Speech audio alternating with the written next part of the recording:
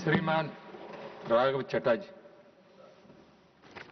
Thank you sir. West Asia में जो ongoing escalation चल रही है उसके चलते सर ग्लोबल फाइनेंशियल मार्केट्स में एक वोलेटिलिटी देखी जा रही है और भारत में भी सर शार्प इरोजन देखा गया है इन्वेस्टर वेल्थ में।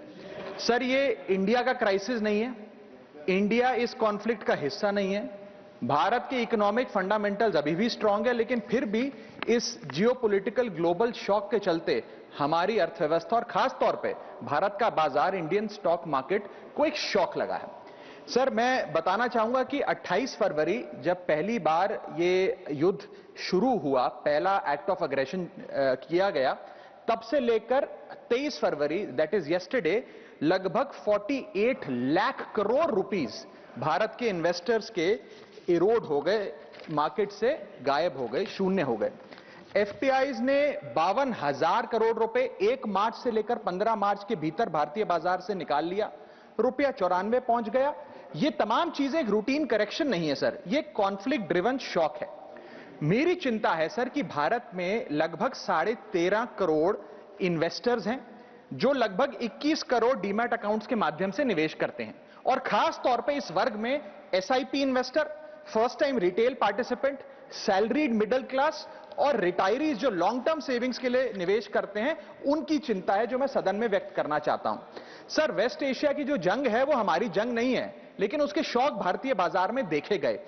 It is a black swan event because it has been triggered suddenly, externally, and it is unrelated to the underlying Indian economic fundamentals. But sir, Bharat may not be failing, but India is certainly being hit by this shock.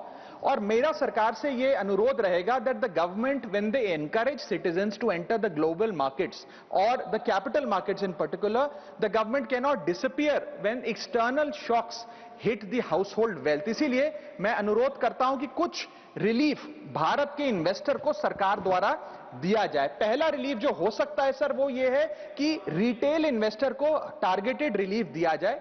आज जब भारत का कोई investor बाजार में share खरीदता है, retail investor, तो उसे ब्रोकरेज, एसटीटी, एक्सचेंज चार्जेस, इस सर्विस चार्ज पर जीएसटी और स्टैंप ड्यूटी देना पड़ता है, और ये सब जूझने के बाद यदि मुनाफा होता है तो 20% short term capital gain tax और 12.5% long term capital gain tax लगता है।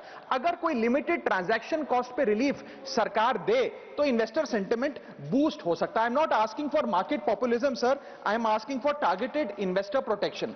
मेरा दूसरा सुझाव है, अगर time bound STT relief retail investor को दिया जाए, एफएनओ सेक्टर को नहीं। एफएनओ सेक्टर में एसटीटी बढ़ाकर सरकार ने अच्छा काम किया, मैं सराहना करता हूं सरकार की, लेकिन रिटेल इन्वेस्टर के लिए अगर एसटीटी का रिलीफ दिया जाए तो एक इन्वेस्टर कॉन्फिडेंस बूस्ट हमारे बाजारों को मिलेगा, भारत के रिटेल इन्वेस्टर को मिलेगा। मेरा थर्ड सुझाव है सर कि कैपिटल लॉस को कैरी फॉरवर्ड करिए। समाप्त कर रहा हूं sir, I just need half a minute. Extend capital loss carry forwards.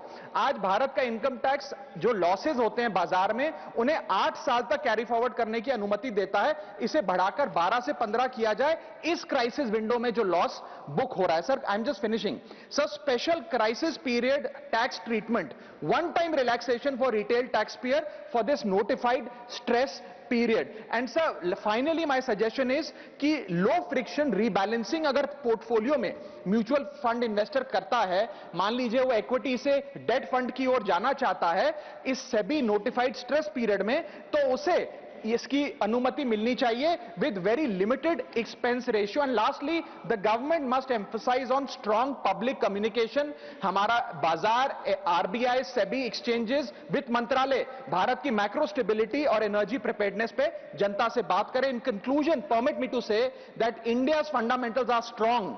What needs strengthening is the policy shield that surrounds our investors, because this is not our war, but our investors are paying the price. Thank you.